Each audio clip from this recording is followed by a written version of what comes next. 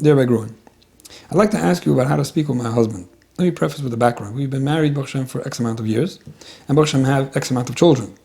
Until baby number X, with Hashem's help, I was able to lose weight after every pregnancy.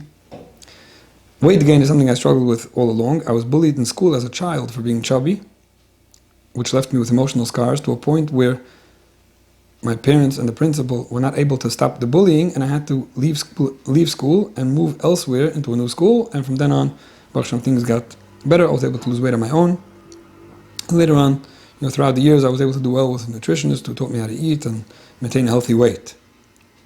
Okay, so whenever I gained too much, I was able to lose it.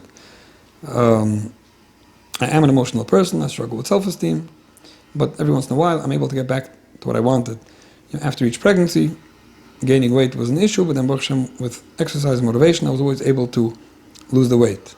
At a certain point, due to a physical issue, I was trying to help myself lose weight, and I wasn't able to anymore.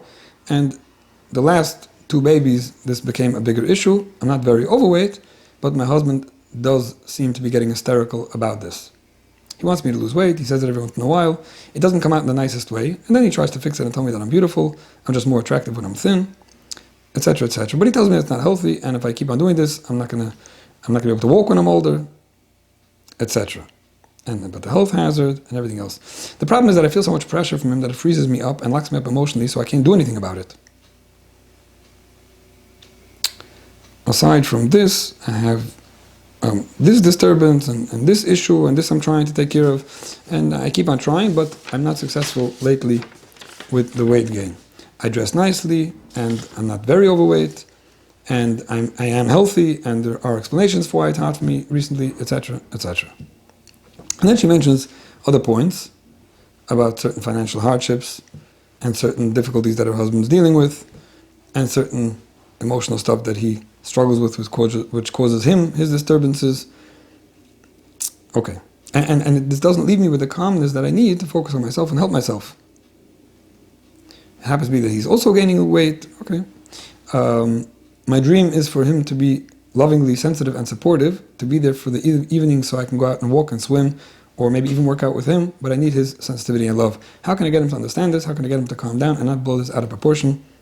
How do I feel loved when my husband is giving me mixed messages that he doesn't like me being overweight and trying to make me feel better, telling me that I'm beautiful? Okay. So, like I said, I'm just also going to try to be a bit brief. We did speak about this a few times recently. And there's so many different topics over here. If I don't want to cover everything, you could keep going. There's the part of looking good for a husband, the part of being healthy, the part of not hurting someone you come as, the part of being assertive about how you feel about it, taking each other seriously and unhealthy boundaries. There's definitely a lot of things that could be discussed. I always like to talk somewhat generally, because just focusing on weight gain, it's not relevant for more than 80% of the population. No, I'm just kidding. I mean, it's always just people that, you're only talking to a certain amount of people when you pick a specific example. And like most things, it's not about the example. But I will mention, just for starters, that the weight loss struggle is a real struggle. It's a real struggle. There are those people, those heroes, who are able to say, well, I did this and I lost all the weight, I kept it off, and from then on, and whatever. Wonderful for those who could do such a thing. But very, very many people, most people, that struggle with weight gain and are overweight or very overweight, it's a real struggle. It's a struggle with children, for those parents who are trying to force their kids or come up with ways to make it work. And it's a struggle for a spouse, trying to get your spouse to lose weight, and it's a struggle for yourself, whoever's just getting frustrated and self-critical and resentful about their own difficulties with this. You could really get yourself to lose weight, trying to get other people to lose weight. There's a reason why this is a multi-billion-dollar industry that's not so successful. So just, again, to be brief, I think the first thing to understand over here is, like I keep on talking about, the idea of emotions. Emotions. That's everything. It's everything. It's everything. Just recently somebody was referring a couple in Gaman dealing with a problem, Sean bias. And again, it came with a whole background. It came with a whole history. They're struggling because of this, because of that, because of the person saying this and the person that's saying that and whatever else. And I said, could it be that somebody involved, maybe a bit sensitive and a bit emotional and taking it? No, not at all. Not at all. Neither of them are at all sensitive or emotional or anything, but you have to understand that everything around, like, I know as a rule that it's almost never the case. It's almost never the example that you're dealing with. It's always how it's being interpreted and how it's being taken, and how it's being presented and experienced. And I was right. Once again, you just have to listen one time to what was going on over there. There were things that were triggering and causing problems and that needed to be resolved, but so much of it is just about emotions. Everything about what your husband is feeling, let's start with him. Everything about what he's feeling.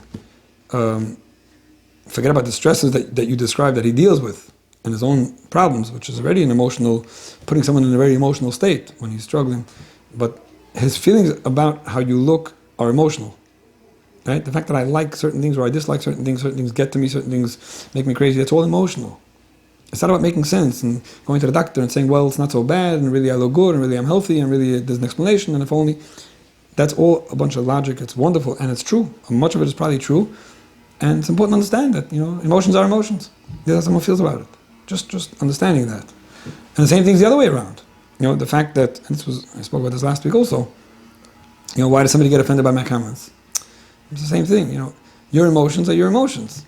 The emotions that you dealt with when you were being bullied as a child, as well as the emotions that you deal with now that make you freeze up, or the other things that are on your mind, or the other things that are, or how you feel about your husband's comments. These are all emotions. Emotions, by definition, are emotions. They don't have to make sense. They have to make feelings. They're emotional. I think it's so important for you, and again, I'm talking now to the person writing the letter simply because I always try to address the one asking. It's important for you to understand yourself, which means don't be overly self-critical because you got offended or because you don't like what somebody tells you.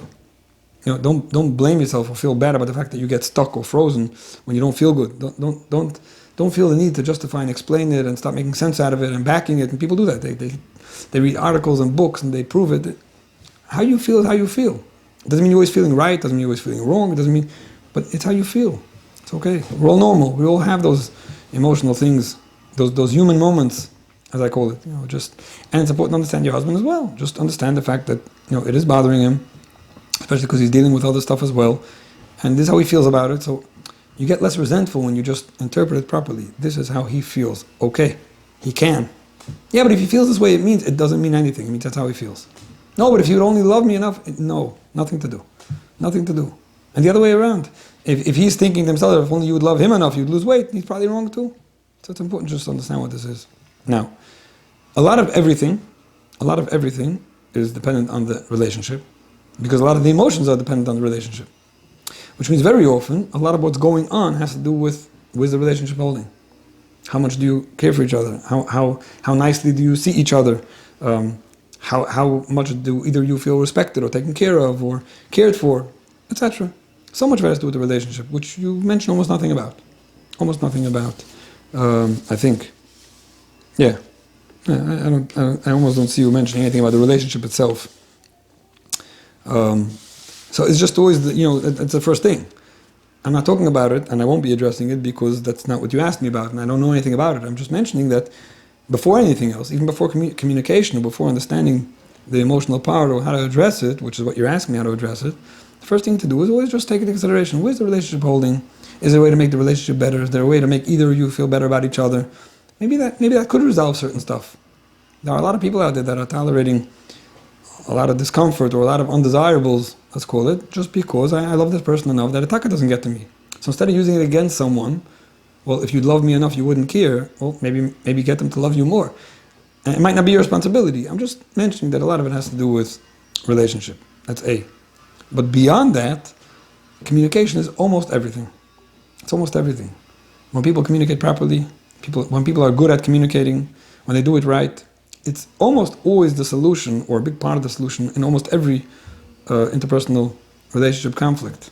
No matter who it is, no matter what it is. It's about saying what needs to be said, or not saying what shouldn't be said, or saying it the right way. That's almost always the first part of the answer. It's almost never, okay, so do this. It's not do this. It's say it, express it, say it.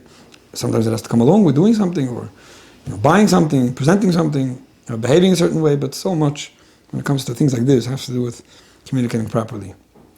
Now, when it comes to anything that somebody's saying that's bothering you, and I'm saying anything because it's not about weight loss, right? It could be anything about somebody's ideas, behaviors, interests, opinions, personality, family, anything, mindset. When someone says something to the other person that's hurting their feelings, that's basically, and your question is, what can I do to stop this or change the attitude or the way I'm being treated or spoken to? It's almost always the same. Men, women, it's almost always the same. There are those who haven't said anything. Let's put it that way. Those that haven't said anything. And you don't mention that you did. I don't know if you did. There are those that haven't said anything. You'd be surprised. You'd be surprised how many couples sometimes, when they do start communicating effectively or openly, some of them are shocked. Some of them are shocked by what they hear. I didn't know. I didn't know that's how you're feeling. I didn't know that's what you understood. Maybe subconsciously even meant it, but I didn't know if you picked up on it. Whatever it is. Some people just don't say anything and they're hoping or assuming that somebody else is mind reading, and it just causes more and more resentment, and it's a shame not to say the right thing. Then you have people who have said things and they didn't express it, but they didn't do it the right way. And then they just get resentful. Okay, I'm not going to say it again because last time I said it, it just caused a blow up. So why would I say it again? So again, not saying something is usually not a way of communicating. Saying the wrong thing is also not the way of communicating. Now, sometimes I try to suggest to people how to communicate things, and first thing they do is, I did that already. Yeah, but maybe you didn't say it right. No, I said it the right way, the right time. I did everything that you're suggesting. Now, it's hard to believe. Very many times it's mamish hard to believe. And sometimes when I try to verify, I figure out pretty quickly that I wasn't mamish, done the right way.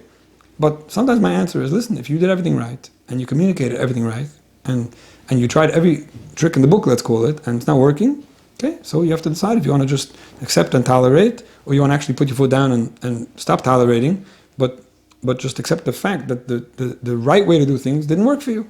There's such a thing. There are many things in life that even if you said everything the right way, the right time, it wasn't taken well, now you have a choice to make. There's only so much that you can get people to do. At the end of the day, there are always those things that, with all the right guidance and suggestions, if it doesn't work, it doesn't work. Right? You can't change people around you. You can't change them just because you're communicating nicely. At some point, you might have to accept certain things or decide you're not accepting it, and however you want to express your lack of tolerance, go ahead and do so.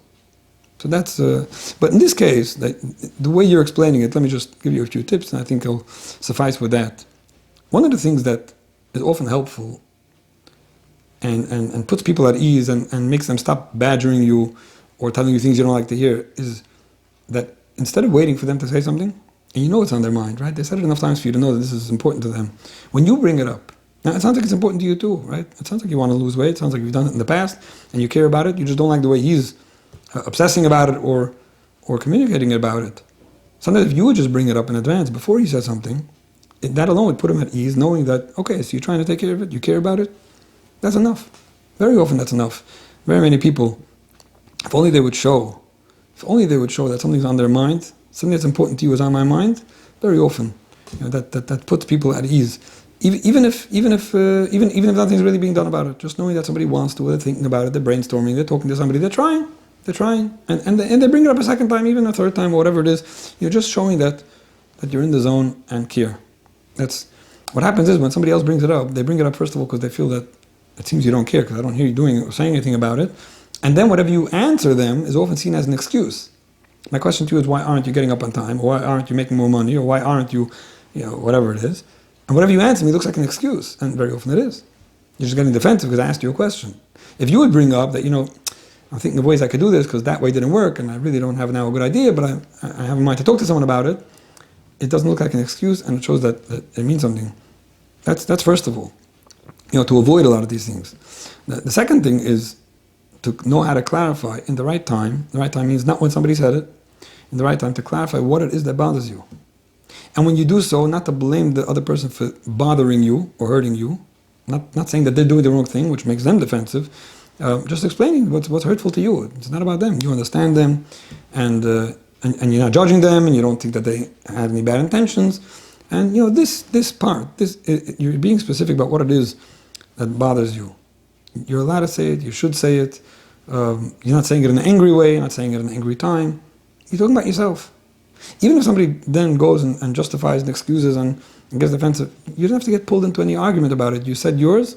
You'd be surprised how much, when somebody hears it like that, in a gentle but firm, confident way, that it's hurtful to me, and I wish we could find a better way to do things. That alone resolves a lot. More than that, though, is to actually suggest what would work. So often we tell people what doesn't work. And it's fine, we don't necessarily have to come up with what works. We don't necessarily have to give ideas about what works just to be able to tell someone that what you said is hurtful. But sometimes you break it down and tell someone, when you say it like this, or this time, it mamish freezes me up, it hurts my feelings. I feel like this would work. The more specific you are, you don't have to be, but the more specific you are, the more technical you are, the more clear you are. Not talk to me in a respectful way. People do that. Talk to me in a nice way. Talk to me in a loving way. Show me that you care. How? No, the whole attitude. In other words, you don't really know what. You're just waiting for a certain feeling that I don't even know how to give. The more specific you are, the more you help someone help you, the easier it becomes for everyone. Everyone wants to be helpful. Everyone wants to help you. Everyone wants to be nice. They just sometimes don't know how. So being very clear about it is often what helps people avoid what you told them to avoid, and now they feel like they have something else. You're not just discrediting their ideas. You can actually appreciate when they do it the right way and tell them that you'll appreciate it, and appreciate when they do it the right way. Like I said before, you want to understand your husband because it's normal to get frustrated when people aren't doing what they should do or achieving what they want to achieve, And sometimes just acknowledging it makes people even more frustrated, sometimes. Somebody was just telling me such a thing. His wife is saying that she knows she has anger issues and she's working on it, but you have to understand.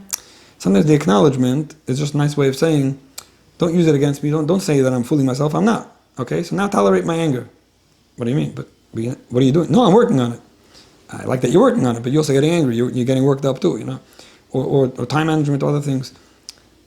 It doesn't mean that it's okay to get angry at someone who's working on something and they're getting frozen, or it's hard for them to accomplish this. Like I said, weight loss is but acknowledging that it's an issue only helps so much to make someone feel good.